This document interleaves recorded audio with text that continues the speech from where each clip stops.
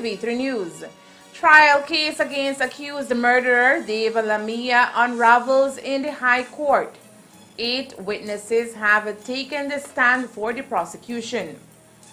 The sugar industry navigates in turbulent waters as a stalemate between BSCFA and BSI ASR remains.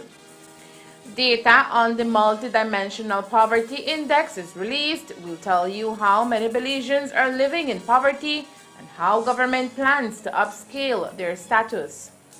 And come April 1st, increments for teachers and public officers will be unfrozen. These are some of the stories we have for you tonight in our newscast for Wednesday, March 8th, 2023.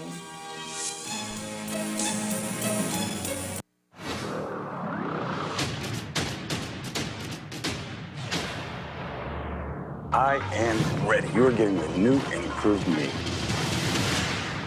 This is nice.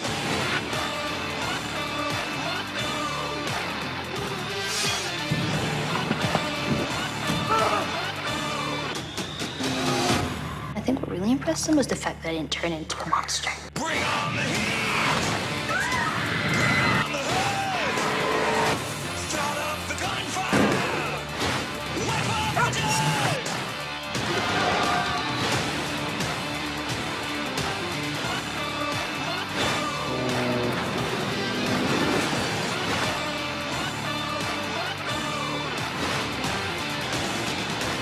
It's about a relationship that hopefully many people can relate to.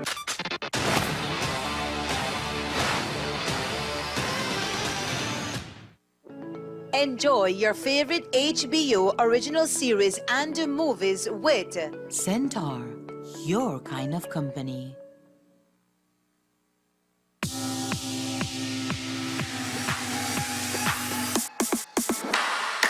Sign up for Smart Share Plan and save big. Whether you're a small entrepreneur starting up your business, a student on a limited budget, or a family trying to save, this is the plan for you. With unlimited SMS, calls, and data, we help you save. Get up to 5 lines for as low as $30 per line monthly, only with Smart. Sign up today at any Smart showroom or sales manager countrywide. So get your business going, share more memories with friends, and be ready for the day with Smart. This is our best chance to find a habitable planet. You're shooting the bullet. You're catching it. Arrakis is a death trap. Enjoy your favorite HBO original series and movies with Centaur, your kind of company.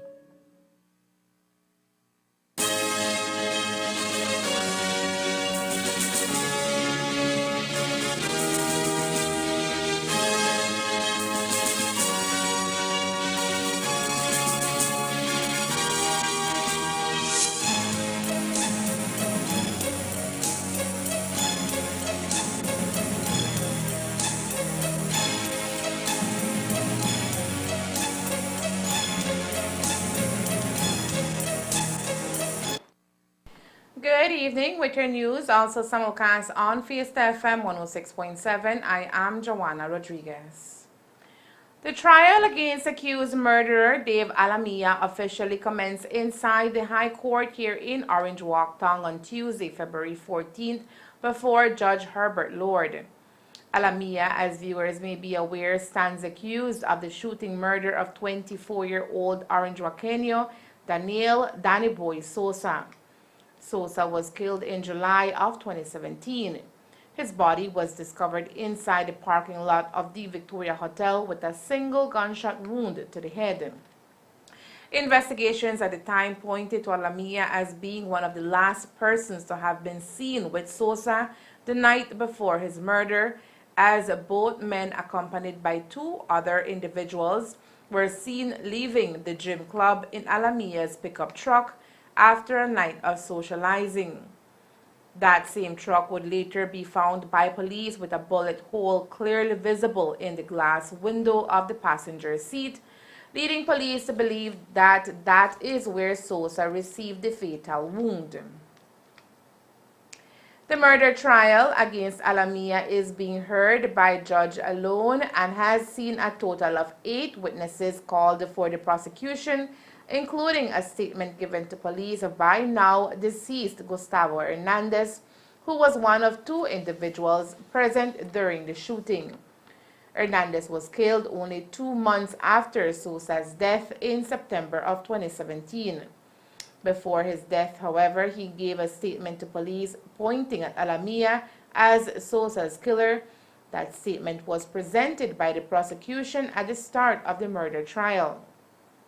Today, the defense, represented by senior counsel Leroy Banner alongside Dickie Bradley, started their case before the court with the presentation of a no-case submission. According to the defense, the evidence submitted by the prosecution is tenuous, as it rests mainly on the evidence given by the now deceased Gustavo Hernandez, along with the second witness, Luis Briceño, who recanted the previous statements given to police back in 2017. During his testimony, Briceño stated that both himself and Gustavo Hernandez were drunk during the shooting and he did not see anything. On July 2022, Briceño also gave a declaration stating that Dave Alamia was not the gunman.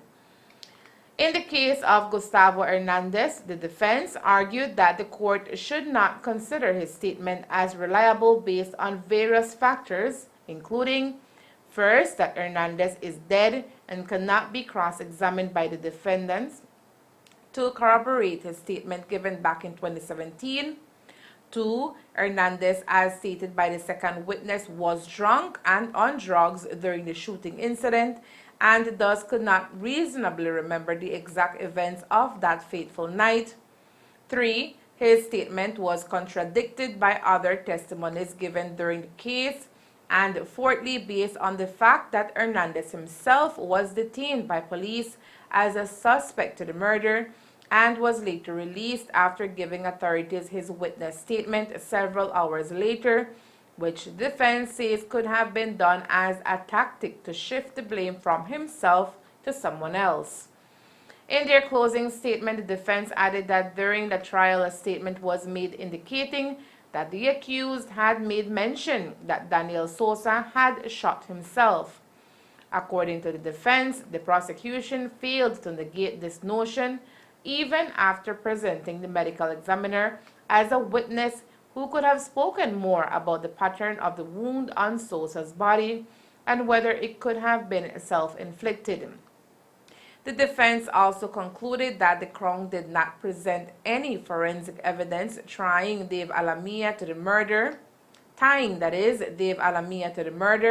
since he was never tested for gunshot residue, nor was his gun tested against the slug and expended shell found at the scene.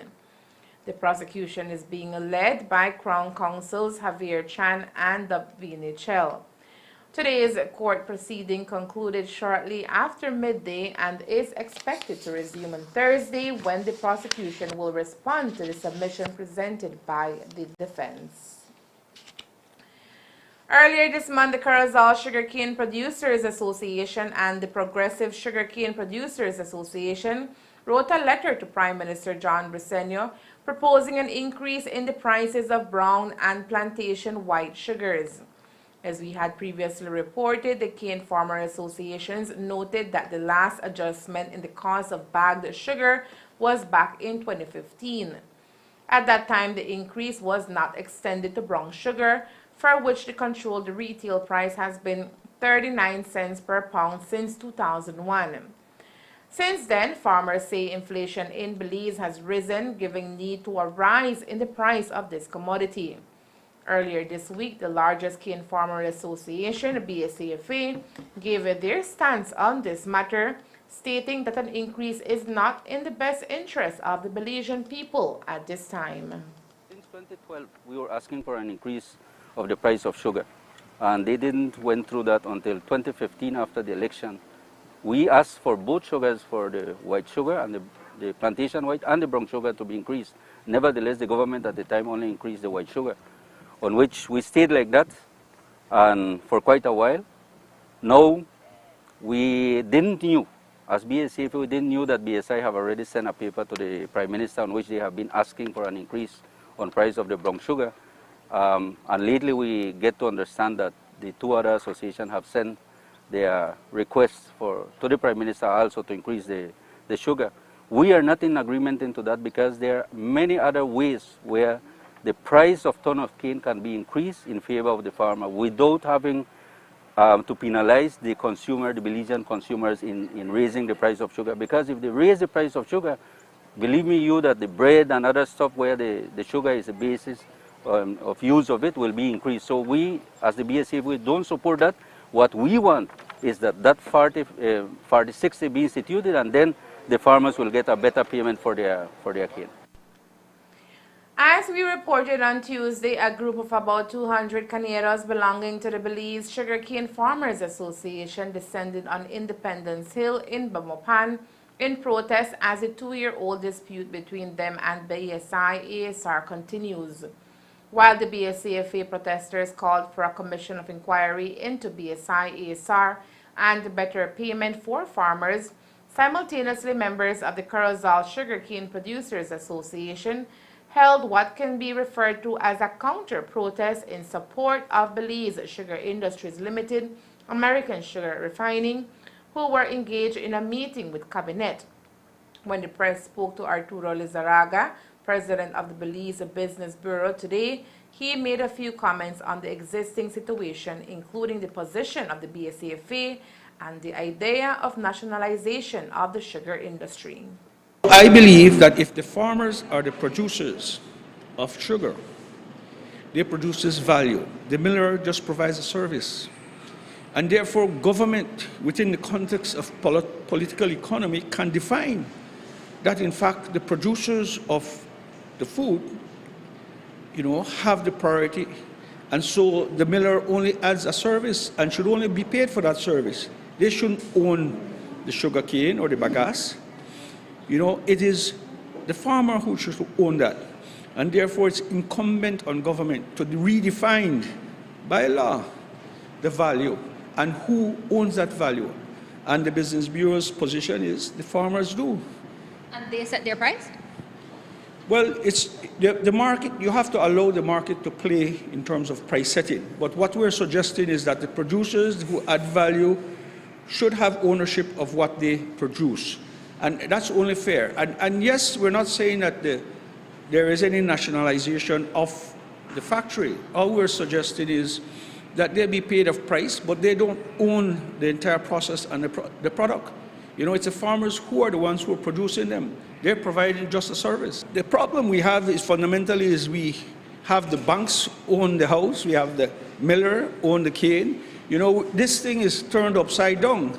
And this last thing, do you support a commission of inquiry to determine what's a fair price of cane? Well, I'd go further than that. I suggest that our government and our people needs to redefine the economic value of terms and give the farmers their due. This is not, let's be frank. The foreigner has no vote. The factory, few votes. The farmers have more votes. So at the end of this discussion, the political reality will determine that the farmers will have their way. And while it is left to be seen if the farmers will have their way, what we are certain of tonight is that government, through a press release, has confirmed that Cabinet is resolute that it will not nationalize the sugar industry and will instead try to get the two sides to work together for the best interest of the sugar industry. The press release says, quote, having heard from both sides of the issue, the cane farmers and the millers, Cabinet has set up a ministerial subcommittee to meet with BSI and BSCFA to chart a way forward for both sides to resolve their differences. This newly formed subcommittee is to be chaired by Honorable Karim Musa, who will seek to guide the discussions between both parties that would lead to them signing off on a commercial agreement, unquote. Today, the Statistical Institute of Belize held a press conference to share the most updated data on the multidimensional poverty index. The data made available covered a wide range of topics related to poverty in Belize, including the different dimensions that contribute to poverty. The data demonstrates that 133,516 persons are multidimensionally poor. That is a total of 31,399 households. Poverty is basically the experience of being deprived in certain aspects of basic needs that characterize well-being. So poverty can be manifested in different ways, in a lack of money, in a lack of education, in hunger, in lack of access to quality housing facilities. So there are many ways that poverty can be manifested. But just measuring poverty in terms of money is a very narrow way of measuring. And so this brings us to the MPI, the Multidimensional Poverty Index. This is a broader perspective of poverty. It looks at poverty not in terms of money, but in terms of its non-monetary manifestations. So it looks at things like food insecurity, lack of access to health care, lack of access to education. And unlike monetary poverty, which is an indirect way of measuring whether or not households or persons have the ability to meet their basic needs, the MPI is a direct measure of poverty. It tells us directly whether or not those basic needs are being met for persons and households. In 2018, the last assessment of poverty in Belize was carried out, that is pre-COVID times. For that last report, data made available demonstrated that around 11% of the population were living at the edge of poverty before the COVID-19 outbreak. This closely brings into perspective the 40,000 plus applications for COVID-19 relief that the government claimed it had received under the Barrow administration. In today's presentation, Toledo led the index numbers of poverty, and the following behind was the northern districts. The study showed that the highest rate of poverty by age group was observed among the youngest as opposed to the eldest. As of September 2021, what we found that the incidence of multidimensional poverty was 35.7%. So 35.7% of all our population live in households that we had found to be multidimensionally poor. The intensity of poverty was found to be 39%. This tells us that all our poor households or our poor population are deprived in about 39% of all our indicators that we assessed. So incidence, that's our percentage, 35% of our population is multidimensionally poor, and the depth of poverty, they are poor or they are deprived in about 39% of all the 17 indicators that we assessed. The Toledo district, by far, as I said, has the highest incidence of multidimensional poverty. So within that district, 60.3% of the population was classified as multidimensionally poor. They also have the highest intensity of poverty. They are deprived in more indicators than poor households or poor persons in other parts of the country. They are deprived in almost 1/2 of the indicators that we assessed. Multidimensional poverty is heavily concentrated in the rural areas of the country. So the incidence of multidimensional poverty is twice that in rural areas, is twice that of urban areas. There is also a higher degree of intensity, but the stark difference lies in how many poor households, multidimensionally poor households, we find in rural areas compared to urban areas. Lack of access to internet, as I said, across the board, stood out as the one indicator that contributed the most to multidimensional poverty. However, when you look at the urban areas as opposed to the rural, urban areas saw more food insecurity and more issues of overcrowding, and those were their top 3 areas of deprivation. Compared to rural areas where, behind access to internet, we have issues of lack of improved sanitation and lack of household assets, lack of ownership of household assets. So poverty we can already see, or multidimensional poverty we can already see, manifests itself differently in different regions of the country. Lastly, on the statistics provided, it indicates that the poorest ethnic group was the Maya. The study, conducted as a part of the September 2021 Labor Force Survey, was carried out with technical and financial support from the United Nations Children's Fund, United Nations Development Program, the Oxford Poverty and Human Development Initiative, and the Caribbean Development Bank. Still, on the Multidimensional Poverty Index, the study found a correlation between educational attainment and household poverty status. The report revealed that household heads who have not completed any level of education had the highest indigence rate. Under Plan Belize, the Brazilian administration focuses on eliminating poverty, and the new data on Multidimensional Poverty Index will assist vastly in completing that agenda, says Prime Minister John Briceño.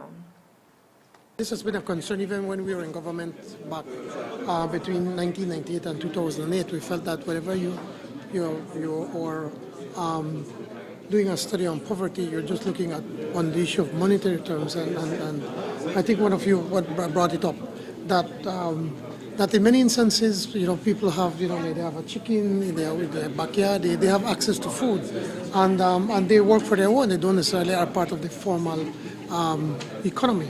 So by doing this, I think we could have a more in-depth look, not only an in-depth look as to the actual poverty in our country, but it would also allow us to look at the actual indicators. There are 17 indicators, and from that we could see where we need to address, what we need to work on to be able to improve the lives of our people. So it's not only about getting a job, access to the internet, for instance, access to health care, water, all of these systems combined together can give you a better picture on the actual poverty in our country.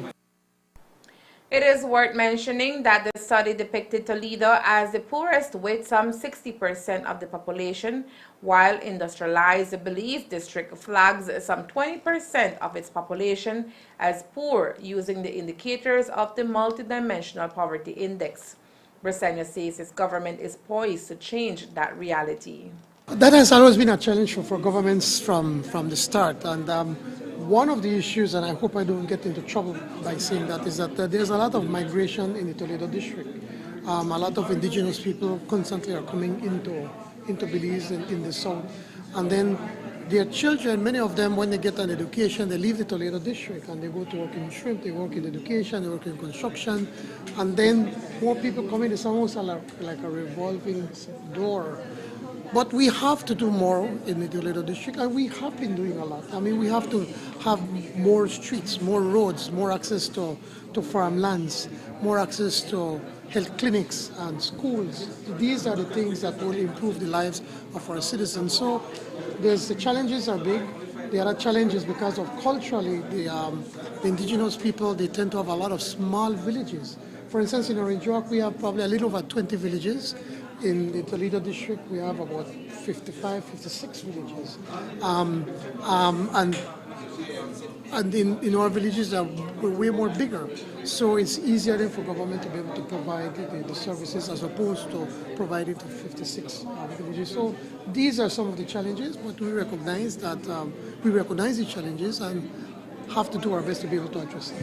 The MCC Compact Challenge Compact, do you expect that will be channeled down south with the energy aspect? It is more than just down south. It is taking a look at education countrywide.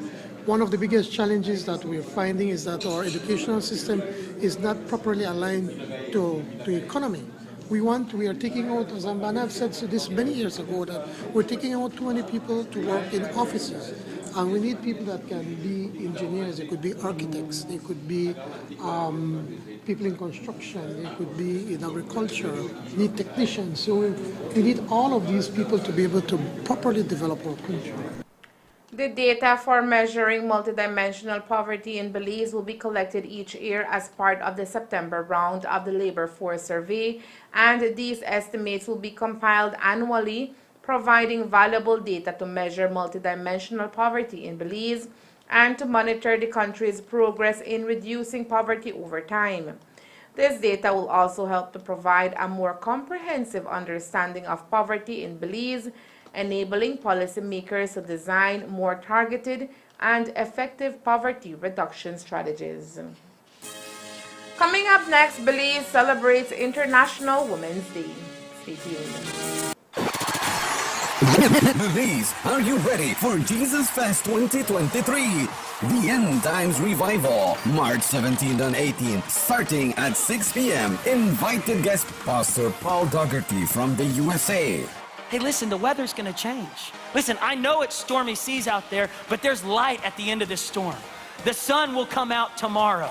God's going to do something in your future. He's not finished with you yet. Somebody say, this is not how it ends. Casa Worship Band from Belmopan, Pastor Vicente Franco from Mexico, Psalmist from Orange Walk, Beverly Shiloh. This event will take place at Arthur Street in Orange Walk, in front of Orange Walk Market. Special gifts will be provided. Sponsors, Victory Church from Tulsa, Oklahoma, USA, Hope Alive, Stereo Luz, CVM Church, Pastores y Ministros Amigo del Reino, Koinonia Ministries. Buses will be provided for villages. For more information, contact us at 661-7324. Jesus Fest 2023. See you there. Indulge the flavor. Go beyond meat. Looks like meat. Tastes like meat. But it's better than meat. 100% plant-based. Rich in protein, 50% less saturated fat, no GMOs, no added soy, packed with benefits and sustainable. Beyond meat, good for you, good for the environment. Now available in 6 different types of products in Belize. Beyond burger, beyond sausage, beyond beef, beyond chicken nuggets, beyond chicken tenders, beyond steak, beyond meat, distributed by United Distributors Limited.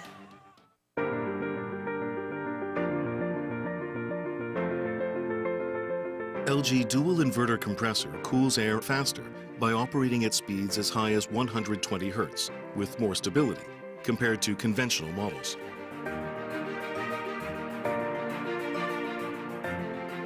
It also saves up to 70% more energy by operating at speeds as low as 10 Hz with more stability.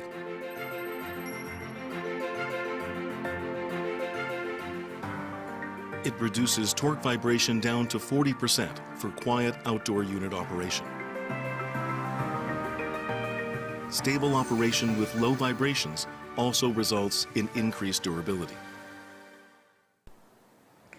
While it seems like a never-ending process, the government of Belize has decided to restore frozen increments to public officers and teachers at the very start of the forthcoming fiscal year, which would have to be budgeted for.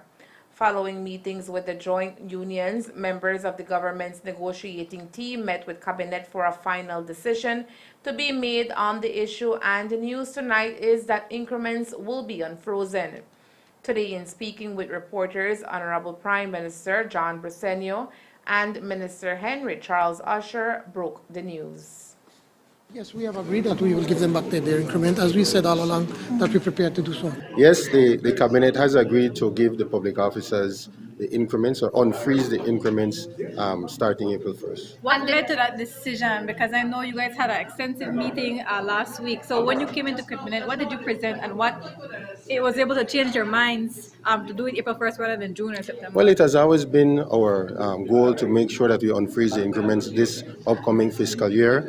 The discussion with the joint union team, it was very informative and instructive in terms of how we could get that done this upcoming fiscal year. And certainly the head of the union negotiating team, the Deputy Prime Minister, he was the one certainly pushing that we did it as soon as possible. So it was always the case where we wanted to do it as soon as we could, and we're happy that we were able to do it this upcoming fiscal year. We're actually working at the Ministry of Public Service not only on the appraisals, but we're updating the public service regulations. We're looking at all the regulations to bring them up to date. I believe the last time public service regulations were updated were around 2014, 2015. So I think it's important that we look at those, we see how we can improve those, and we can improve the appraisal system as well.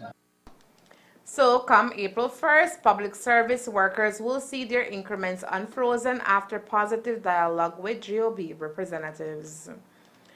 Today, March 8th, is celebrated across the globe as International Women's Day. Here in Belize, it is being celebrated under the theme Embrace Equity. Every year, Women's Day is celebrated to recognize and celebrate the social, economic, cultural, and political achievements of women, and at the same time making a call for gender equality. In commemoration of the occasion, today leaders in all sectors of the community have taken the time out to acknowledge and empower women in Belize to strive for gender equity and equality. Belize's Special Envoy for the Development of Families and the Children, Her Excellency Rossana Bresenio, issued a special message for all women in Belize as the work continues along with our government to achieve equality for women and girls in our country. Gender equality is the first step toward equity. Gender equality and equity are important because they ensure that every person, regardless of gender identity, has the same rights, opportunities, and treatment as others. Equity means being fair and impartial. Achieving greater gender equity requires a sustained and comprehensive effort at all levels of society. We can do this by raising awareness of social issues such as domestic violence, addressing gender bias, and supporting women's empowerment through the promotion of gender-sensitive policies. In our country, we have already taken steps to achieve equity. We have women in the police department, Coast Guard, and the BDF. Also, there is women's representation in National Assembly and in government positions. We have women in entertainment like Ernestine Carballo and Melanie Gillett, and in sports such as the national football and volleyball teams. At the legislative level, we have updated the Domestic Violence Act and revised the National Gender Policy. We are building partnerships with international agencies like the United Nations and European Union and other governments like the Republic of China, Taiwan, to implement projects to empower women. We must also work to encourage men's involvement by challenging traditional gender roles and promoting gender equality in all areas of life. Everyone can start at home by having an equal division of chores. It is important to keep in mind that women's rights are not just women's issues. They are human rights. As we celebrate Women's Month this year, let us recommit ourselves to the work of achieving gender equity. Let us honor the contributions of the women who have come before us, and let us continue to push for progress and change. As women, let us support one another. We are not each other's enemy. We are our greatest allies. We must uplift each other because we understand one another and what we go through as women. One woman has power, but together we have the impact necessary to be the change we want to see. From all of us here at Ctv3 News and Centaur Communications Limited, we wish all the Wonder Women of the North and the rest of the country a happy Women's Day. Together, we must embrace equity. Dozens of Belizean young people have been recognized for the hard work they have injected into the development of Belize. The official National Youth Awards ceremony was celebrated on March 3rd, 2023. During the ceremony, the nominees were recognized in 14 different categories. One of the awardees is Aider Romero from Orange Walk, who won himself the Environmental Steward Awardee 2023. I got referenced and I submitted it for both myself as an individual and for the environmental group to try to win for Best Youth Group of the Year as well under Eco Hearts. Okay. But there was a group that was more active than us, so they won that one. But thankfully, I won for for Environmental Steward of the Year. Okay, and did you have to submit some of your projects that you all have been able to carry out, or the work that you have committed to? Yes, we had to type out a little short, like paragraph. Essay? Okay. Just explaining the work that you do, and my backstory is that, I was a founder of Eco Hearts along with Miss Joycey, and that just came up as an idea to create something different, to care about the environment.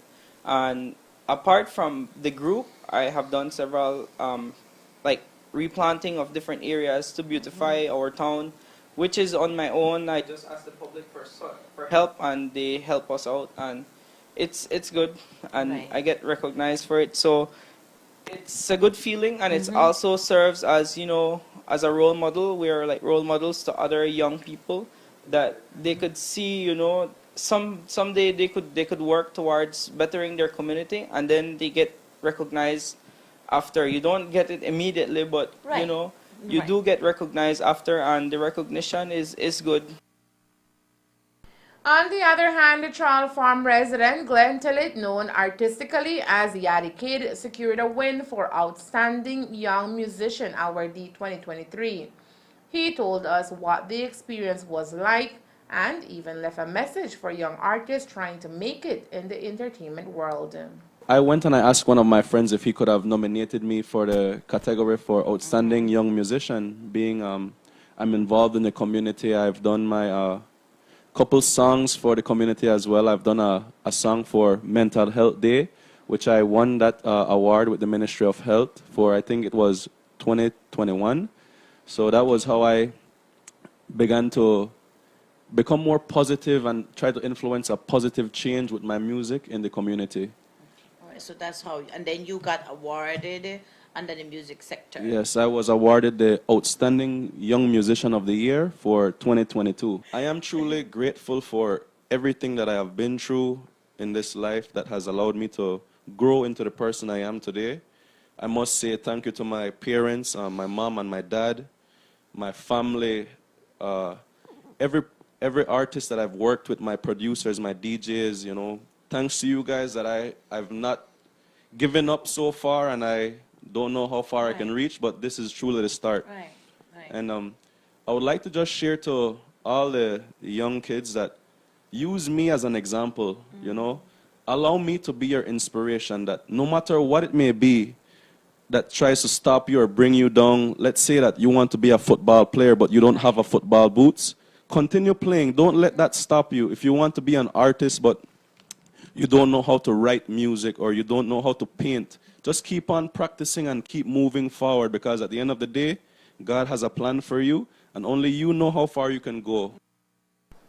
Present at the ceremony was Prime Minister of Belize, John Bresenio, and the Minister who holds the portfolio of youth, Rodwell Ferguson.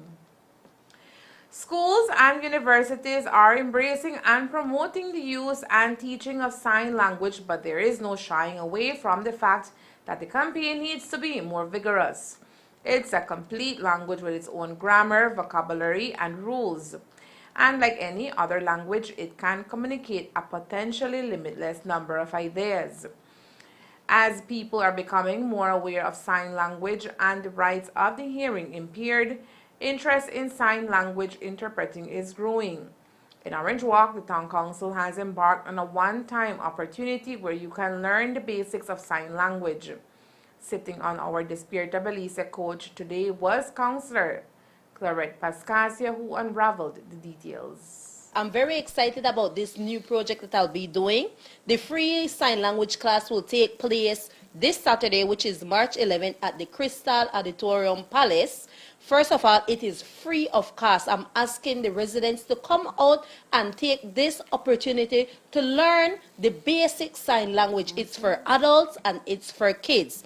It starts at 9 and it ends at 11 a.m. Let's take this opportunity to learn this basic sign language. I have a team from the University of South Florida that will be teaching the beginners sign language. So I'm asking everybody to sign up with me, or they could sign up on the Orange Walk Town Council page, because we have limited space, and Ms. Kame could tell you this. Right. The spaces are going very quickly. Again, the sign language class is available for anyone, but you must register for the free class scheduled for March 11, 2023 from 9 a.m. to 11 a.m. We note that sign language can contribute to building a more inclusive society, and you can be part of the change. The Rotary Club of Corozal announced today via their Facebook page that they will be placing reflective tape on bicycles in Corozal town. It is a small gesture that can save your life when riding on the streets of town. So if your child or neighborhood needs some reflective tape on their bikes, the Rotary Club of Corozal will be at the Children's Park in Corozal town, next to where the Thunderbolt docks, between the hours of 3 to 5 p.m. tomorrow, Thursday. The reflective tape is made possible through the Rotary Club of Highlands Branch in Colorado, USA. And that's the news. We invite you to join us for another newscast on Thursday, March 9th here on Ctv3 and Fiesta FM 106.7. Remember that to read a text version of the news, you can visit our website at ctv3believesnews.com. You can also log on to our Facebook page for current stories at facebook.com/ctv3believesnews or our YouTube channel at Ctv3 News BZ. Remember to wash your hands and remain safe. From all of us here at Ctv3 News, thank you for watching and listening. Good night.